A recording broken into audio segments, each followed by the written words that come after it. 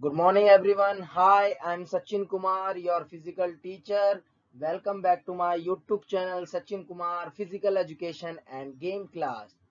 बच्चों, एक बार फिर से मैं आप लोगों के बीच क्लास 12th की फिजिकल एजुकेशन की क्लास लेके आया हूं।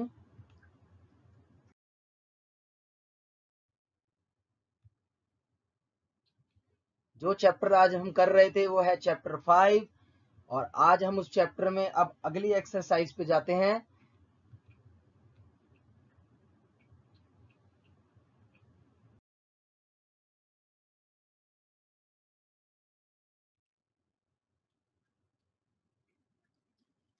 हमारा जो चैप्टर था वो है children and women in sports part 5।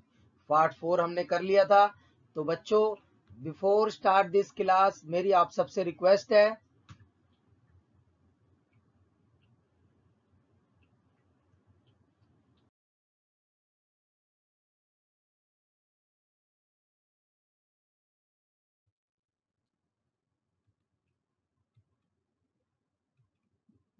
आप मेरे इस चैनल को सब्सक्राइब, लाइक एंड शेयर जरूर करें ताकि आपको अपकमिंग नोटिफिकेशन मिलती रहे। और जो भी आपकी क्वेरी है वो आप मुझसे कमेंट बॉक्स में पूछ सकते हैं। आगे बढ़ते हैं।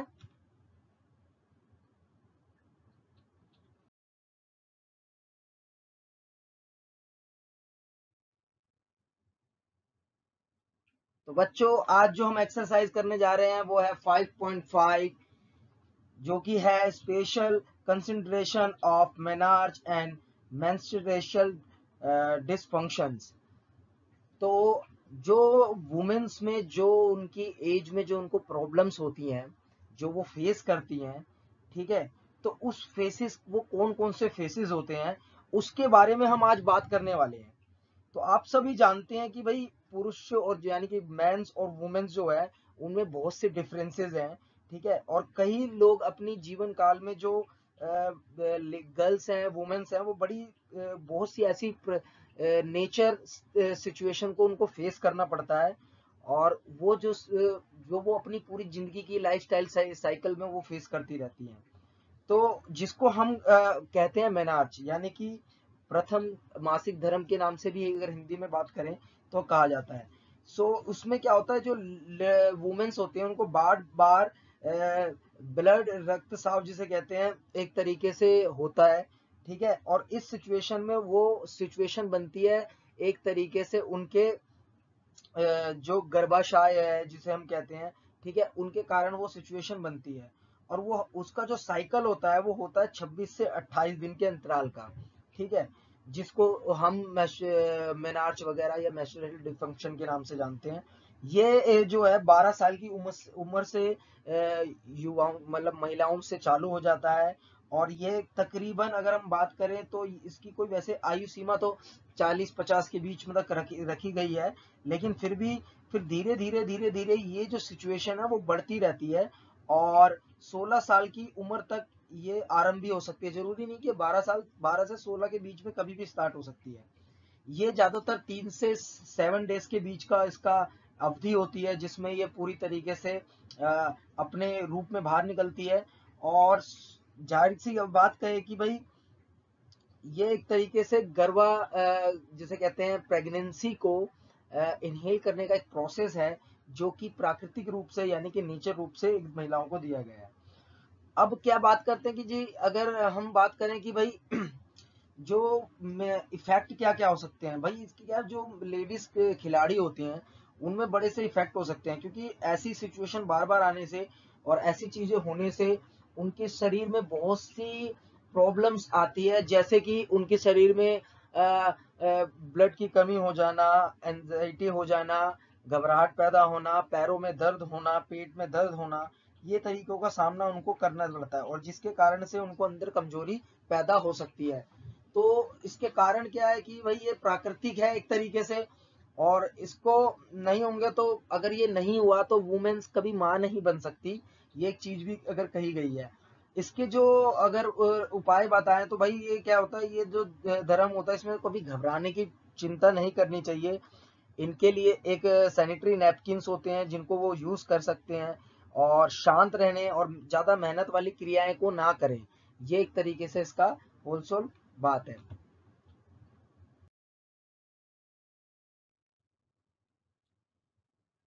और अगर बात करें कि भाई इसमें जो फीमेल्स होती हैं, मेंस्ट्रुअल इन्फ्लक्शन जो फीमेल प्लेयर्स होती हैं, इनमें क्या होता है कि भाई ज्यादा होने कारण कभी कभी इनको बड़े फेसेस करने पड़ते हैं, कभी वो कई वुमेन्स गर्ल्स को नहीं आता, ठीक है, और उस दौरान भी उनको काफी चीजों का सामना करना पड़ सकता है।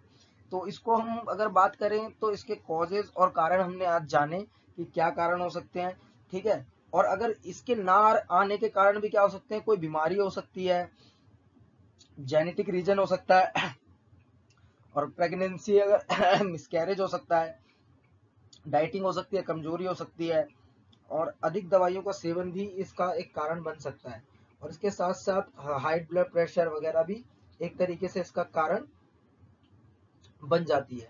महिलाओं में और एथलीट में बार बार ये होना, खून की कमी हो जाना, इसके कारण से उनकी डाइट पे और उनके चीजों पे बहुत प्रभाव पड़ता है, जिससे वो अपने आप को फेसेस नहीं कर पाती। तो मेरा ये कहना था कि वुमेन्स जो प्लेयर्स होती हैं उनको ये प्रॉब्लम्स का झेलने का बहुत एक तरीके से पूरी तरीके से इनको ये झेलना पड़ता है अपनी पूरी लाइफ के साइकिल में। लेकिन ये एक नेचर के दिया गया हुआ एक पार्ट है जिसको वो उनको पूरा ही करना पड़ेगा, ठीक है। तो इसी दौरान अगर हम बात करें तो भाई वुमेन्स में जो there are the slight of decrease in the performance level of females players during the menstruation cycle.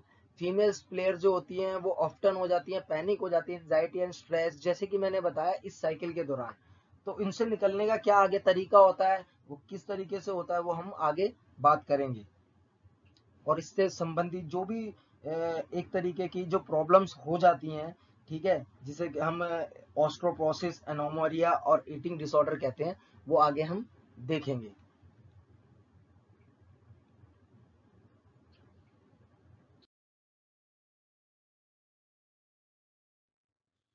मैस्टुरेशन इरेगुलेटर जो साइकिल होती है, जो डिस्फंक्शंस होता है, इसमें अगर हम बात करें तो मेन क्या है, पहला है प्राइमरी एनोमोरिया, दूसरा है पेनफुल पीरियड होना, तीसरा है हैवी पीरियड होना, चौथा है इरेगुलर पीरियड होना, पांचवा है स्टॉप और मिस पीरियड होना।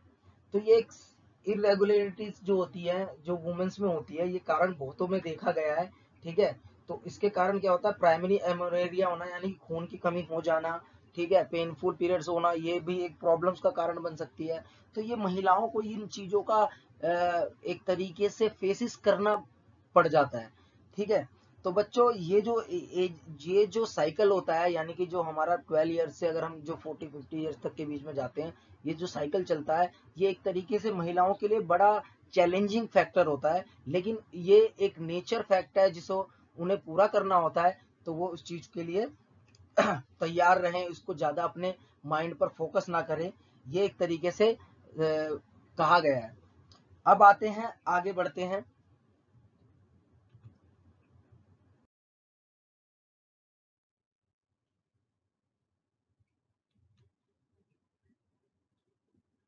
Female athlete triad eating disorder, amenorrhoea and osteoporosis. जो ऑस्ट्रोप्रोसिस है, ये एक तरीके का हड्डी से रिलेटेड हम कह सकते हैं डिजीजेज है। इसके लक्षण बड़ी धीरे धीरे चालू होते हैं और हड्डियों में से होते हुए, यानी कि बोन्स में से होते हुए वो उसको और कमजोर बना देते हैं। और इस तरीके से हल्की सी चोट लगने से जो बोन्स है वो ब्रेक हो सकती है। इसके कारण है कैल्शियम की कमी हो जाना, खून की कमी हो जाना, ठीक है, भोजन की कमी हो जाना, या एडिक्शन कर लेना, या फास्ट ट्रैक एक्सरसाइज कर लेना, चेंज इन हार्मोन्स हो जाना, ये एक तरीके से ऑस्ट्रोप्रोसिस के कारण है। एनोमोरिया की अगर हम बात करें, एनोमोरिया तो है ये एक तरीके से मैंने बताया कि सभी तरीके की बीमारियों के लक्षण कह सकते हैं। इसमें खून की कमी हो जाना, खिलाड़ियों में देखे जाना, वजन कम हो जाना, ये एक तरीके से देखी गई है।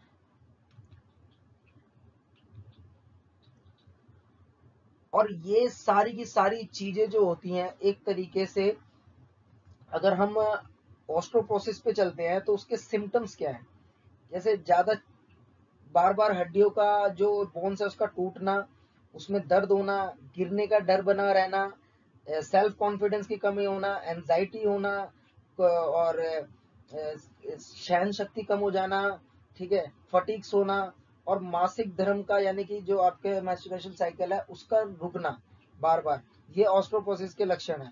अब इससे हम बच कैसे सकते हैं? कैल्शियम और प्रोटीन की ज्यादा से ज्यादा चीजें लें, डॉक्टर से परामर्श लें, व्यायाम करें ज्यादा से ज्यादा, कैलोरीज और कार्बोहाइड्रेट युक्त भोजन लें, और इसके साथ साथ हम क्या कर सकते हैं, इसके साथ साथ हमारी जीवन शैली है उसको हम वो करें।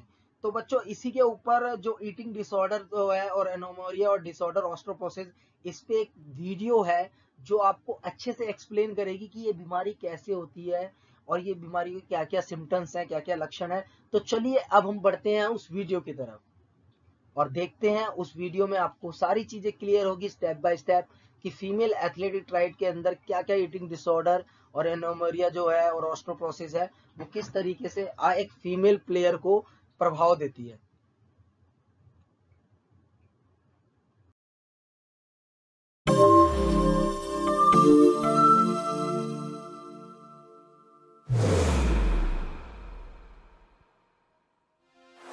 My patient complained about her last 5 pounds, but she already had a low BMI.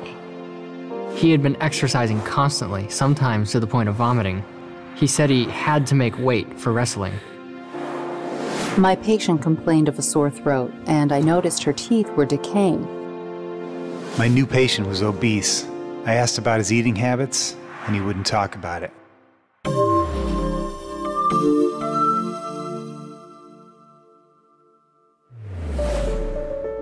Feeding and eating disorders are common complex conditions that can be difficult to detect and can be life-threatening if not treated. Medical providers have a unique opportunity to identify these disorders and make a difference. 3 of the most common feeding and eating disorders are binge eating disorder, anorexia nervosa, and bulimia nervosa. Binge eating disorder is the most common. It involves rapid ingestion of large amounts of food and may result in obesity, hypertension, high cholesterol, diabetes, or other medical conditions. People often feel a lack of control, shame, disgust, and distress about this behavior. Anorexia nervosa involves the restriction of food intake, significantly low body weight, intense concern about gaining weight, and a distorted body image. Other symptoms include lethargy, anemia, amenorrhea, constipation, and abdominal pain. Anorexia can result in severe medical consequences and even death. Many patients express a desire for control and deny that their behavior is problematic. Bulimia nervosa involves binge eating, followed by a compensatory behavior such as intentionally vomiting, use of laxatives, or extreme exercise. This purging can cause a sore throat, worn tooth enamel, sensitive or decaying teeth, gastrointestinal problems, or dehydration. People who have bulimia nervosa are usually aware that they have a problem and feel ashamed about their behavior, often trying to hide it. Fortunately, there are a number of evidence-based treatments specifically designed to address feeding and eating disorders. Enhanced Cognitive Behavioral Therapy, or CBTE, is a time-limited cognitive behavioral therapy designed to identify healthy patterns of eating and address body image. Interpersonal therapy, or IPT, focuses on how people relate to others and how interpersonal interactions affect health and wellness. Family-based treatment is proven to assist children and adolescents with anorexia and bulimia. Family therapy is conducted on a weekly, time-limited basis. Nutritional management provided by a dietitian is also an important addition to help patients learn healthy eating. Medication can help combat the distorted thinking seen in some eating disorders, as well as addressing comorbid anxiety or depression. Partial hospitalization or inpatient care may be warranted for patients when physical health is compromised. People with eating disorders are also at risk for suicidal thoughts and behaviors, so it is important to discuss suicidal ideation with your patients. In all cases, it is good practice to consider a range of referral options. Food, eating, and how we think and feel about our weight and our bodies are parts of life. With good evidence-based treatment, feeding and eating disorders don't have to be. If you or someone you are worried about is struggling with any of the issues discussed in this short video, help is just a phone call away. Please call the National Eating Disorders Information and Referral Line at 1-800-931-2237. This confidential helpline will connect you to the right resource and care. Alternatively, if you or someone you care about is experiencing an urgent medical emergency, please call 911 or make an appointment to see a medical doctor as soon as possible.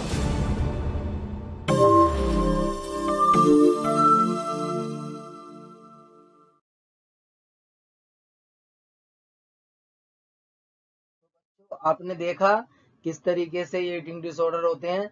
So thank you so much for watching my video. So please जो भी आपकी query question है आप मुझसे पूछ सकते हैं। Thank you so much.